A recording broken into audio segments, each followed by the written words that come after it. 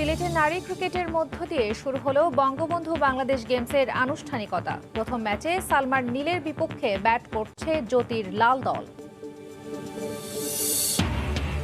নিউজিল্যান্ডে ভালো করার সামর্থ্য আছে টাইগারদের, প্রভাব ফেলতে পারে বাড়তি চাপ, মন্তব্য মাশরাফির। ডিপিএল দিয়ে মাঠের লড়াই চালিয়ে যাওয়ার প্রত্যয়। ৮ বছরের আর্থিক হিসাবের অনুমোদন দিয়ে শেষ হলো মোহামেডান স্পোর্টিং ক্লাবের এজিএম। কিছুক্ষণ পর শুরু বহুল কাঙ্ক্ষিত ভোট গ্রহণ। ১৬ পরিচালক পদে লড়বেন ২০ জন। এবং রাতে ইউরোপিয়ান ক্লাব ফুটবলের জমজমাট লড়াই। লা লিগায় বার্সেলোনার প্রতিপক্ষ ওসাসুনা, আর সিরিয়ায় ইউভেন্টাসের আতিথ্য দেবে লাৎসিও।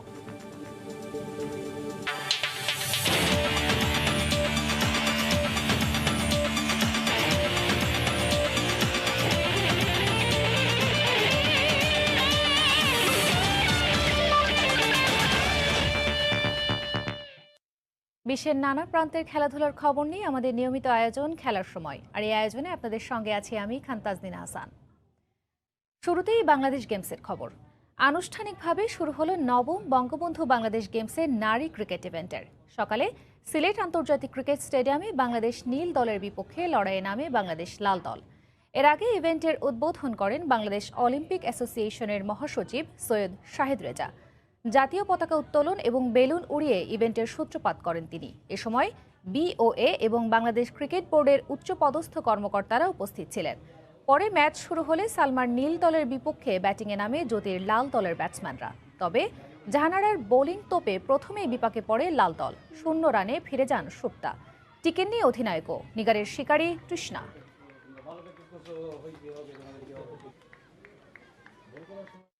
এই মুহূর্তে সিলেট আন্তর্জাতিক ক্রিকেট স্টেডিয়ামে আছেন রিপোর্টার ইকরামুল কবির। সরাসরি চলে যাচ্ছি তার কাছে। ইকরাম,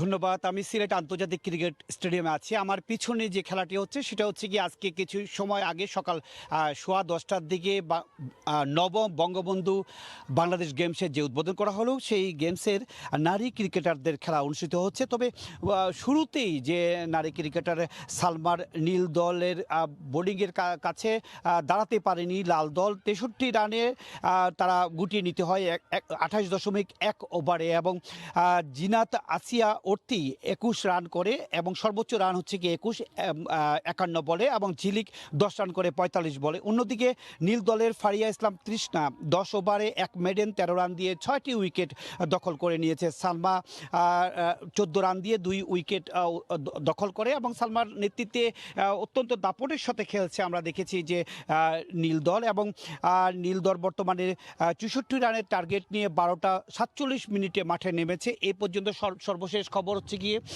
4 ওভারে 10 রান নিয়েছে সালমার সেই নীল দল। এর আগে বলে রাখা প্রয়োজন যে এই যে বঙ্গবন্ধুর জন্মশতবার্ষিকী উপলক্ষে সারা বাংলাদেশের বিভিন্ন ভেন্যুতে যে বাংলাদেশ গেমস অনুষ্ঠিত হচ্ছে, তার বঙ্গবন্ধু বাংলাদেশ গেমসের নারী ক্রিকেটারদের এই গেমস চলছে সিলেট আন্তর্জাতিক ক্রিকেট স্টেডিয়ামের। সেই উদ্বোধন করেন বাংলাদেশ অলিম্পিক অ্যাসোসিয়েশনের মহাসচিব, এবং সেই উদ্বোধন অনুষ্ঠানে বিভিন্ন যারা ছিলেন তারা আশাবাদ ব্যক্ত করেছেন যে নারী দলের এখান থেকে খেলার পরই যে আর যে সাউথ আফ্রিকার দল আসবে, সেই দলের সাথে একটা টিম বাছাই করতে পারবে, এবং ভবিষ্যতে যে দল, এই দলটি থেকেই একটি যে বিশ্বকাপের যে দল, সেই দল এই যে 45 জন 3টি দলে ভাগ হয়ে যে খেলছে, লাল, নীল এবং সবুজ, এই 3টি দলে 45 জন খেলোয়াড় 3টি দলে ভাগ হয়ে খেলছে, এবং 3টি দল থেকে বাছাই করা টিমটিকে সাউথ আফ্রিকার সাথে এবং ভবিষ্যতে যে বিশ্বকাপে খেলা হবে সবকিছু মিলে তাদেরকে থেকেই এখান থেকে নেওয়া হবে। মোটামুটি আগামী পরশু দিন রয়েছে আরেকটি খেলা, আগামীকালকে ডে অফ, এবং এই খেলার মধ্য দিয়ে আমরা দেখতে পাবো যে ভালো ভালো নারী ক্রিকেটারদের ভালো পারফরমেন্স। মোটামুটি এই ছিল সিলেটের আন্তর্জাতিক ক্রিকেট স্টেডিয়াম থেকে যেই নারী ক্রিকেটারদের ক্রিকেট অনুষ্ঠিত হচ্ছে তার সর্বশেষ খবর। সিলেট আন্তর্জাতিক ক্রিকেট স্টেডিয়াম থেকে আমাদের সঙ্গে সরাসরি যুক্ত ছিলেন রিপোর্টার ইকরামুল কবির। নিউজিল্যান্ডে ভালো করার সামর্থ্য আছে টাইগারদের, তবে ক্রিকেটারদের বাড়তি চাপ দিলে তার প্রভাব পড়তে পারে পারফরমেন্সে। এমন মন্তব্য করেছেন টাইগারদের সফলতম অধিনায়ক মাশরাফি বিন মুর্তজা। বাড়তি সুবিধা নয়, বরং স্পোর্টিং উইকেটে বড় চ্যালেঞ্জের মুখে পড়তে পারেন পেসাররা, এমন সতর্কতাও দিয়েছেন ম্যাশ। আর জাতীয় ক্রিকেট লিগের সম্ভাবনা কম থাকলেও ডিপিএল দিয়ে ঘরোয়া ক্রিকেট চালিয়ে যাবেন বলেও জানিয়েছেন নড়াইল এক্সপ্রেস। কিউইদের দেশে সবশেষ সফরে ব্যাটনটা ছিল তার হাতে, তাই দলের হাল হকিকত বেশ ভালোভাবেই বুঝতে পারেন মাশরাফি। সাবেক অধিনায়কের বার্তাটাও পরিষ্কার, নিউজিল্যান্ডের বৈরী কন্ডিশনে খেলা এমনিতেই কঠিন, তবে তামিমের নেতৃত্বাধীন দলে আস্থা আছে তার। আমরা সবাই জানি New Zealand is very difficult, obviously তার সাথে সাকিব নাই, যাওয়ার আগে যে মেন্টালিটি যেভাবে কথা বলেছে ইজ ভেরি পজিটিভ। যে টিম আছে ওখানে ক্যাপেবল এনাফ ভালো খেলার জন্য। আমাদের প্রবলেম হচ্ছে আমরা খেলাধুলার উপর আননেসেসারি চাপ সৃষ্টি করে দিই। সো ওই চাপটা কমিয়ে আনতে হবে from the cricket board, selectors বলেন, আমরা যারা স্পেকটেটর থাকবো তারা বলেন।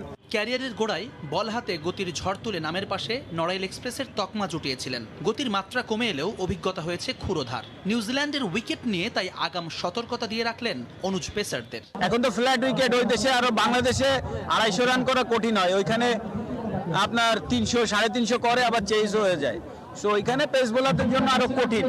জাতীয় দলের পৃষ্ঠা উল্টিয়ে ব্যক্তি মাশরাফিকে নিয়ে প্রশ্ন। অবসর তার চিন্তায় নেই, জাতীয় দলে অন্তর্ভুক্তিতে বিসিবির চিন্তাতেও আপাতত নেই ম্যাশ। তাই ক্রিকেট মাঠে থাকতে ডোমেস্টিক সার্কিটই ভরসা। করোনা বিরতি কাটিয়ে চলতি মাসেই শুরু হওয়ার কথা জাতীয় ক্রিকেট লিগ, তবে 4 দিনের ম্যাচের ব্যাপারে এখনও নিশ্চিত নন। যদিও ঢাকা প্রিমিয়ার লিগে খেলতে বাকিদের মতোই চালিয়ে যাচ্ছেন ব্যক্তিগত প্রস্তুতি। খেলাধুলা হচ্ছে না, তো আলটিমেটলি তো আমার মনে হয় না কারো কাছেই কোনো প্ল্যান আছে। ইন্ডিভিজুয়াল প্রত্যেকটা খেলোয়াড় দেখেন যে নিজের মতো করে প্রিপারেশন নিচ্ছে। সো আশা করছি ইনশাল্লাহ সামনে ডোমেস্টিক ক্রিকেট শুরু হবে, যেহেতু হচ্ছে এনসিএল, তারপরে দেখা যাক কি হয়। ঢাকা বিশ্ববিদ্যালয় কেন্দ্রীয় খেলার মাঠে অনুষ্ঠিত এক টুর্নামেন্টের ফাইনালে প্রধান অতিথি হিসেবে এদিন উপস্থিত ছিলেন নড়াইল এক্সপ্রেস। জুম্মান সাদিক, জ্যাভলিন, সময় সংবাদ, ঢাকা।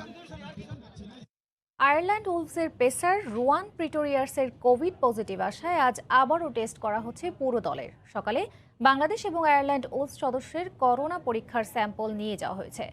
ফলাফল পাওয়া যাবে রাতের মধ্যে। এই মুহূর্তে চট্টগ্রামের টিম হোটেলের সামনে আছেন রিপোর্টার পার্থ প্রতিম বিশ্বাস। সরাসরি চলে যাচ্ছি তার কাছে। পার্থ।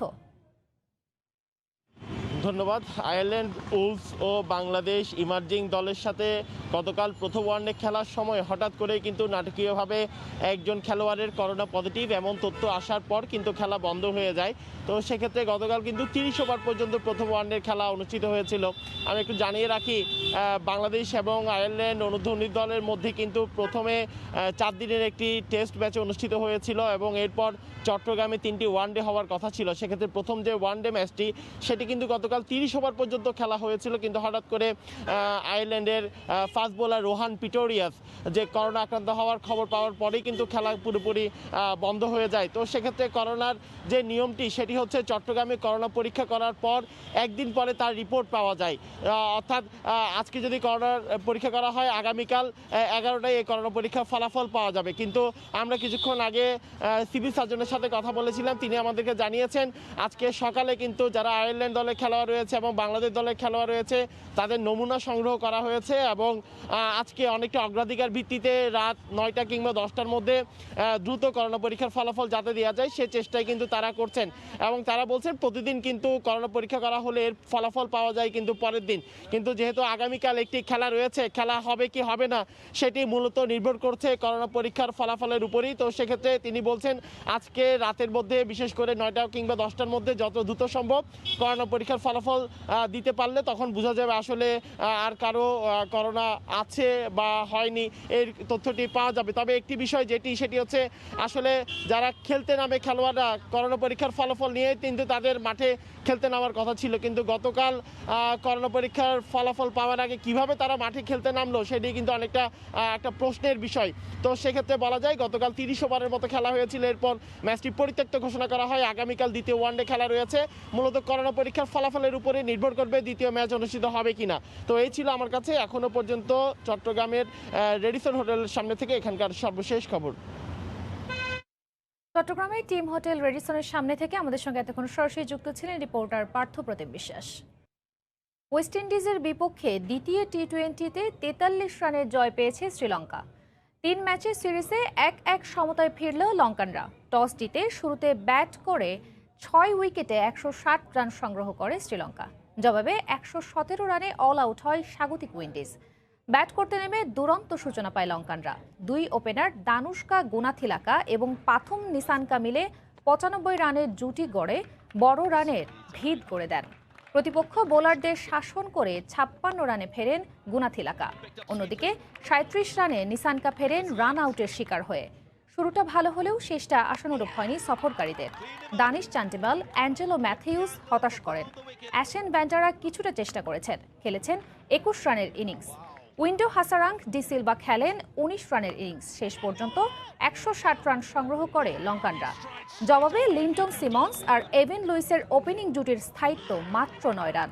হতাশ করেছেন Chris Gayle, Nicholas Pooran, Jason Holder, Dwayne Bravo, Kevin Sinclair, Fidel অ্যাডওয়ার্ডসরা হতাশ করেন। শেষ দিকে ওবিট মক্কি খেলেন 23 রানের ইনিংস।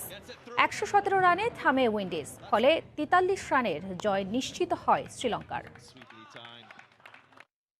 এদিকে রাজধানীর বনানীতে শহীদ জায়ান চৌধুরী মাঠ উদ্বোধন উপলক্ষে চলছে উত্তর সিটি কর্পোরেশন একাদশ বনাম সংসদ সদস্য একাদশের মধ্যে প্রীতি ক্রিকেট ম্যাচ। সেখানে আছেন রিপোর্টার সাজিদ মুস্তাহিদ। সরাসরি চলে যাচ্ছি তার কাছে। সাজিদ, তাজদিন, বনানী 1 নম্বর মাঠটির কিন্তু ব্যাপকভাবে উন্নয়ন করা হয়েছে এবং শুধু তাই না, এই মাঠটির কিন্তু নতুন নামকরণ করা হয়েছে এবং এই মাঠের উদ্বোধন উপলক্ষে কিন্তু একটি প্রীতি ম্যাচের আয়োজন করা হয়েছে। যে প্রীতি ম্যাচ আমরা দেখছি যে খেলছে আপনার ঢাকা উত্তর সিটি কর্পোরেশন এবং পার্লামেন্ট মেম্বার ক্লাবের সদস্যরা এবং যারা আছেন আপনার সংসদ সদস্য। আমাদের সঙ্গে এই মুহূর্তে আছেন ঢাকা উত্তর সিটি কর্পোরেশনের মেয়র আতিকুল ইসলাম, তার সঙ্গে কথা বলবো। আপনারা গত অনেকদিন ধরেই ঢাকার মাঠগুলো উদ্ধার করছেন এবং নতুন করে ডেভেলপ করছেন, তার ধারাবাহিকতায় এই মাঠটাও করলেন। সামনে আপনাদের কি পরিকল্পনা? যে আমরা আপনার দেখেছি যে যারা অনেকে কিন্তু ফুটবল প্রতিভাবান আছে, ক্রিকেট প্রতিভাবান আছে, অন্যান্য খেলার প্রতিভাবান যারা আছে তারা কিন্তু ভালো মাঠ পাচ্ছে না। এই জন্য আমাদের একটা প্রজেক্ট নিয়েছি 24টি পার্ক এবং মাঠ। এর মধ্যে প্রায় 20টি হবে হলো আমাদের খেলার মাঠ, মাল্টিপারপাস, ক্রিকেট, ফুটবল, ভলিবল, অন্য কিছু হবে এবং এটিকে আমরা একটা পর্যায়ক্রমে একটা ম্যানেজমেন্টের আন্ডারে দিয়ে দিব। এই মাঠটিতে আগে গাড়ি পার্কিং হতো, একটু বৃষ্টি হলে আগে কোমর পানি হয়ে যেত, কিন্তু এই মাঠটিতে কীভাবে বৃষ্টি পানি নিষ্কাশন হবে এভাবে মডার্ন ওয়েতে আমরা আধুনিক পদ্ধতিতে এটা করেছি এবং রাত্রিবেলা কিন্তু লাইটও লাগানো হবে এখানে। অর্থাৎ অনেকে আছে যে যারা বাচ্চারা বাবা মা কাজ করে সারাদিন, রাত্রেবেলা এসে তারা তাদের পরিবার নিয়ে এসে খেলতে পারবে এখানে, হাঁটতে পারবে এখানে এবং পর্যায়ক্রমে ঢাকার যে 24টি যে পার্ক এবং খেলার মাঠ আমরা করেছি একইভাবে এগুলো আমরা কাজ করব ম্যানেজমেন্টের মাধ্যমে। এবং আমার অনুরোধ থাকবে ঘরে বসে না, মাঠে আসুন। মাননীয় প্রধানমন্ত্রী যে আহ্বান করেছে আমাদের ভবিষ্যৎ প্রজন্মকে সামনে দিয়ে এগিয়ে নেওয়ার জন্য খেলাধুলার কোনো বিকল্প নাই, সেই হিসাবে আমরা মাঠগুলো করছি।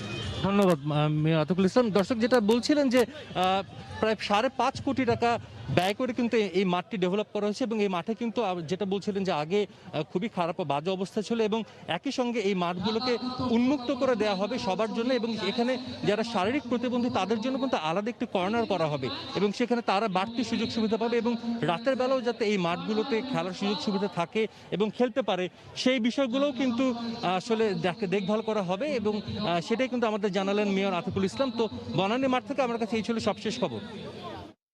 বনানীর শহীদ জায়ান চৌধুরী মাঠ থেকে আমাদের সঙ্গে এতক্ষণ সরাসরি যুক্ত ছিলেন রিপোর্টার সাজিদ মুস্তাহিদ। 8 বছরের আর্থিক হিসাবের অনুমোদন দিয়ে শেষ হলো মোহামেডান ক্লাবের এজিএম। কিছুক্ষণ পর শুরু হবে ভোট গ্রহণ। এই মুহূর্তে হোটেল লা মেরিটানে আছেন রিপোর্টার SM ইকবাল। সরাসরি চলে যাচ্ছি তার কাছে। ইকবাল, তাজদিন, বহুল প্রতীক্ষিত মোহামেডান স্পোর্টিং ক্লাবের নির্বাচন আর অল্প কিছুক্ষণের মধ্যে শুরু হতে যাচ্ছে। ঘড়ির কাঁটা বলছে এখন প্রায় হচ্ছে 1:15টার মতো বাজে, অর্থাৎ ঠিক 2টার সময় হচ্ছে নির্বাচন অনুষ্ঠিত হওয়ার কথা রয়েছে। বহুল প্রতীক্ষিত এই জন্যই বলা হচ্ছে কারণ হচ্ছে দীর্ঘ 8 বছর পর কিন্তু এই নির্বাচনটি অনুষ্ঠিত হতে যাচ্ছে। এর আগে মোহামেডান স্পোর্টিং ক্লাব যখন হচ্ছে লিমিটেড কোম্পানি হয় সেটি হয় 2011 সালে, সেবার নির্বাচন হয়েছিল। তার 2 বছর পর নিয়ম অনুযায়ী নির্বাচন হয়েছিল 2013 সালে। এরপর থেকে কিন্তু দীর্ঘ 8 বছর এই নির্বাচনটা হিমাগারে চলে গিয়েছিল।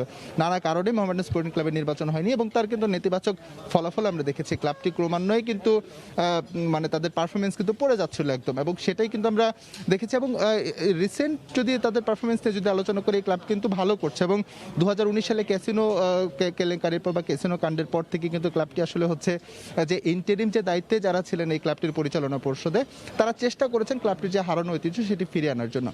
তো আসলে সেই দৃষ্টিকোণ থেকে আবারও চেষ্টা করা হচ্ছে। এবার একটি পরিচ্ছন্ন একটি ইমেজের লোকজন তারা আসবেন, পরিচালনা পর্ষদে, তারা এসে হচ্ছে যারা নির্বাচিত হবেন তারা নিশ্চয়ই মোহামেডানের যে হারানো ঐতিহ্য সেটি ফিরিয়ে আনবেন। তার আগে তাদের নির্বাচন সম্পর্কিত কিছু তথ্য জানিয়ে রাখি। সভাপতি পদে নির্বাচন কিন্তু হচ্ছে না, কারণ সেখানে হচ্ছে 3 জন মনোনয়নপত্র সংগ্রহ করলেও সাবেক সেনাপ্রধান কিন্তু হচ্ছে একাই তার হচ্ছে মনোনয়নপত্রটি সাবমিট করেছেন আব্দুল মুবিন, যে কারণে হচ্ছে এই পদটি তার নির্বাচন হচ্ছে না। তিনি নির্বাচন কমিশন কর্তৃক তাকে ঘোষণা দিয়ে দেওয়া হয়েছে তিনি সভাপতি হচ্ছেন। আর যেই পরিচালনা যে পর্ষদ রয়েছে, যে পরিচালক পদে হচ্ছে 16টি পোস্ট রয়েছে, 16টি পোস্ট রয়েছে। এই 16টি পোস্টের বিপরীতে কিন্তু হচ্ছে 20 জন মনোনয়নপত্র সংগ্রহ করেছেন। মূলত নির্বাচনটা অনুষ্ঠিত হবে এই 20 জনের মধ্যে, এবং সেখান থেকে যারা হচ্ছে নির্বাচিত হবেন বা যারা হচ্ছে ভোট বেশি পাবেন তারাই কিন্তু হচ্ছে পরিচালনা পর্ষদে বসবেন আগামী 2 বছরের জন্য। তো ঘড়ির কাঁটায় ঠিক 2টা বাজে হচ্ছে নির্বাচন অনুষ্ঠিত হবে। এর আগে সকালে হচ্ছে রাজধানীর এই 5 তারকা হোটেলে বার্ষিক যে সাধারণ সভা হয়, সেই বার্ষিক সাধারণ সভা অনুষ্ঠিত হয়েছে, এবং সেখানে মোহামেডান স্পোর্টিং ক্লাবের সমস্ত আয় ব্যয়ের যে হিসাবগুলো রয়েছে সেই হিসাবগুলো কিন্তু সর্বসম্মতিক্রমে পাশ হয়েছে। তাজদিন, আমি জানিয়ে রাখি এখানে যখন মোহামেডান স্পোর্টিং ক্লাবের নির্বাচন হচ্ছে ঠিক আজকে বেলা 4টার সময় কিন্তু খুবই গুরুত্বপূর্ণ একটি ম্যাচ রয়েছে বঙ্গবন্ধু স্টেডিয়ামে, যেখানে মোহামেডান স্পোর্টিং ক্লাবের প্রতিপক্ষ শেখ জামাল ধানমন্ডি ক্লাব। এই ম্যাচে যদি মোহামেডান স্পোর্টিং ক্লাব জিতে তাহলে পয়েন্ট টেবিলে 6 নম্বর থেকে তারা চলে যাবে হচ্ছে 5 নম্বরে। সুতরাং প্রথম লেগ শেষ হয়ে যাচ্ছে, জয় দিয়ে যদি তারা প্রথম লেগ শেষ করতে পারে নিশ্চয়ই এখান থেকে অনুপ্রেরণা নিয়ে তারা দ্বিতীয় লেগটা শুরু হবে। তবে তার চেয়েও বেশি গুরুত্বপূর্ণ হচ্ছে এই পরিচালনা পর্ষদের 17 জনের যে পরিচালনা পর্ষদটি হবে একজন সভাপতি সহ, সেখানে কে নির্বাচিত হতে যাচ্ছেন বা কারা আসতে যাচ্ছেন, কাদের হাতে হচ্ছে পরবর্তী দায়িত্বভারটা যেতে চলেছে মোহামেডান স্পোর্টিং ক্লাবে, তার উপর কিন্তু নির্ভর করছে বাংলাদেশের ঐতিহ্যবাহী এই ক্লাবটির ভবিষ্যৎ। আমার কাছে লা মেরিডিয়ান হোটেল থেকে এই ছিল সবশেষ। মোহামেডান স্পোর্টিং ক্লাবের নির্বাচনের সবশেষ খবর জানাতে হোটেল লা মেরিডিয়ান থেকে আমাদের সঙ্গে এতক্ষণ যুক্ত ছিলেন reporter SM Iqbal.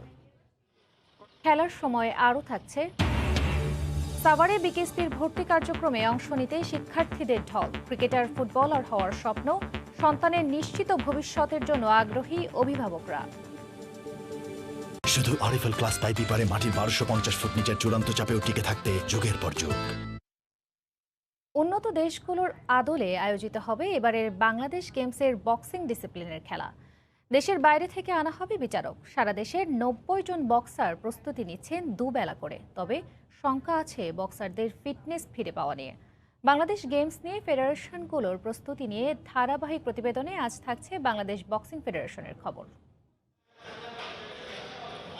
পল্টনের boxing stadium প্রাণ ফিরে পেয়েছে। করোনার পর গেল 15 ফেব্রুয়ারি থেকে এখানে প্রতিদিন দুবেলা নিয়ম করে রিংয়ে ঝড় তুলছেন বক্সাররা। লক্ষ্যটা 8 বছর পর শুরু হতে যাওয়া বঙ্গবন্ধু বাংলাদেশ গেমসকে ঘিরে। করোনার পর সবচেয়ে বড় বাধা ফিটনেস ফিরে পাওয়া, যেই চ্যালেঞ্জ এখনও কাটিয়ে উঠতে পারেনি বক্সাররা। লম্বা বিরতির পর নিজেদের পারফরমেন্সের লেভেল বোঝা যাবে বাংলাদেশ গেমস দিয়েই। অংশগ্রহণকারীরা তাই ঘাম ঝরাচ্ছেন রাত দিন। করোনার জন্য হচ্ছে আমরা অনেকদিন স্পোর্টস থেকে দূরে ছিলাম, জন্য হচ্ছে আমরা মেনলি এন্ডুরেন্সের উপর কাজ করছি। একটু যদি আমরা করোনা যদি না হইতো, আমরা যদি আরও আগে থেকে ট্রেনিং শুরু করতাম, অবশ্য ভালো আরও কিছু হইতো। লিসে উনি মোটামুটি থাইল্যান্ডে একটা যে কম্পিটিশনের আগে যে ফেসটা হয়, ওই ফেসটা একটা যে শিডিউল, ওই শিডিউলটা কপি করে নিয়ে আসে, ওই কপি করে আমরা খেলতেছি, টুর্নামেন্ট প্র্যাকটিস করে যাচ্ছি। আশা করছি আমরা খুব ভালো করব। ছেলে মেয়ে 2 বিভাগে 6টি ওজন শ্রেণীতে 90 জন বক্সার লড়বেন বাংলাদেশ গেমসে। বিভিন্ন বাহিনীর মধ্যে যেখানে এগিয়ে রয়েছে বাংলাদেশ আনসার। ফিটনেস ট্রেনিং শেষে পরের সপ্তাহে স্কিল ট্রেনিং করাবেন কোচ। 1 বছর আমরা একটা প্যান্ডামিক সিচুয়েশনে ছিলাম, সেক্ষেত্রে একটু ফিটনেসের ঘাটতি আছে। তারপরে আমরা যেহেতু একটা সংস্থার সঙ্গে জড়িত, সেক্ষেত্রে আমাদের একটা সবসময় একটা দায়িত্ব থেকে যায় যে যতটাই প্রবলেম হোক না কেন আমাদের একটা নিয়ম শৃঙ্খলার মধ্যে প্র্যাকটিসটা করতেই হয়েছে আর। এবারের বাংলাদেশ গেমসকে আকর্ষণীয় করতে ইউরোপের আদলে আয়োজন করার পরিকল্পনা করছে ফেডারেশন। বিচার কার্য নিরপেক্ষভাবে করার জন্য দেশের বাইরে থেকেও আনা হচ্ছে বিচারক। ইন্টারন্যাশনাল ভেন্যুগুলি যেভাবে আর কি আসলে দেখে এসেছে, আমাদের যে পাশাপাশি যে দেশগুলো আছে, ইন্ডিয়া বা শ্রীলঙ্কা বা থাইল্যান্ড, মালয়েশিয়া, যে ধরনের ভেন্যু ম্যানেজমেন্টে আছে ওইভাবে ওই আদলে করার চিন্তাভাবনা আছে। ইনশাল্লাহ আপনারা হয়তো বা সেটা যখন খেলা চলবে তখন দেখতে পারবেন। আর আমাদের নিজস্ব কিছু স্টল থাকবে, যেটা আপনারা হয়তো বা যারা বাইরে গেছেন দেখছেন যে তার বক্সিংয়ের নিজস্ব যেই ফেডারেশনের খেলা হয়, ফেডারেশনের নিজস্ব এটা থাকে, স্টল থাকে বা আদার্স যেমন ক্যাফেটেরিয়া থাকে, এই টাইপের কিছু করার চিন্তাভাবনা আছে। আর এটাকে আরও আকর্ষণীয় করার জন্য কিছু আর কি আমরা ইভেন্ট ম্যানেজমেন্টের সাথে কথা বলতেছি, এটাকে একটু কালারফুল করা। 4 থেকে 9 এপ্রিল অনুষ্ঠিত হবে এবারের বঙ্গবন্ধু বাংলাদেশ গেমসের বক্সিং ডিসিপ্লিনের খেলা। মেহেদী নাইম, সময় সংবাদ, ঢাকা। বিকেএসপিতে ভর্তি কার্যক্রমে অংশ নিতে শুক্রবার সকাল থেকেই ছাত্র ও অভিভাবকদের ঢল নামে সাভারে। কে হতে চান ক্রিকেটার, কেউ বা ফুটবলার। সন্তানের নিশ্চিত ভবিষ্যতের জন্য অভিভাবকরাও আগ্রহী হচ্ছেন বিকেএসপিকে ঘিরে। বিকেএসপি থেকে ফিরে মাহবুব রিমনের আরও একটি প্রতিবেদন, ছবি তুলেছেন শাহাবুব রহমান। খলিলুর রহমান, বয়স 57, পেশায় দলিল লেখক। এসেছেন নরসিংদী থেকে, ফিরে যাবেন পরদিনই। ক্রিকেটের দেশে স্বপ্ন দেখেন ছেলেকে বানাবেন ফুটবলার, আর সেজন্যই বেছে নিয়েছেন বিকেএসপিকে। আমার নিজেরও ফুটবল পছন্দ, সেই হিসাবে আমার ছেলেও ফুটবলে আগ্রহী, আমি তাকে ফুটবলার বানাতে চাই। একই স্বপ্ন নিয়ে টাঙ্গাইল থেকে নূপুর কিংবা রাজবাড়ী থেকে সন্তান নিয়ে এসেছেন জাবেদ মিয়া। বিকেএসপি যেন তাদের কাছে এক আস্থার নাম। অথচ কয়েক বছর আগেও খেলাধুলাকে পেশা হিসেবে নিতে আপত্তি ছিল অভিভাবকদের। তবে সময়ের সঙ্গে পাল্লা দিয়ে বদলেছে সেই চিত্রনাট্য। তাই তো আগ্রহ বেড়েছে বাবা মায়ের। প্রিয় সন্তান যখন নেমেছে ভর্তি যুদ্ধে, তখন নিরুত্তাপ চোখে তাদের অপেক্ষার প্রহর। ছেলের ফুটবলের প্রতি একটু নেশাও আছে, এই কারণে আমি আসলে দিয়েছি আর কি ফুটবল খেলতে। আমার ছেলে খুব ইচ্ছে ও ফুটবলে যাবে, আর ফুটবলে গিয়ে অনেক কিছু করতে পারে, দেশের মান রাখতে পারে। আমার ছেলে ক্রিকেট প্রেমী, ক্রিকেটকে ভালোবাসে। সে ছোটবেলা থেকে ক্রিকেট খেলতে। আমার বাড়ির পাশে একটা ছোট্ট জমি আছে, জমিতে ছোটবেলাতে আমি বল করতাম, সে ব্যাট করতো। খেলাধুলা ওদেরকে বাজে সঙ্গ, বাজে পরিবেশ কিংবা মাদক ওসব থেকে দূরে রাখে। ভর্তি ইচ্ছুক শিক্ষার্থীদের চাওয়াটাও অভিন্ন। তারা বলছেন যে স্বপ্ন তারা দেখছেন শৈশব থেকে, তার বাস্তবে রূপ দিতে চান বিকেএসপিতে। ফুটবল অনেক ভালো লাগে, তাই আমি যেন ফুটবলার হতে চাই।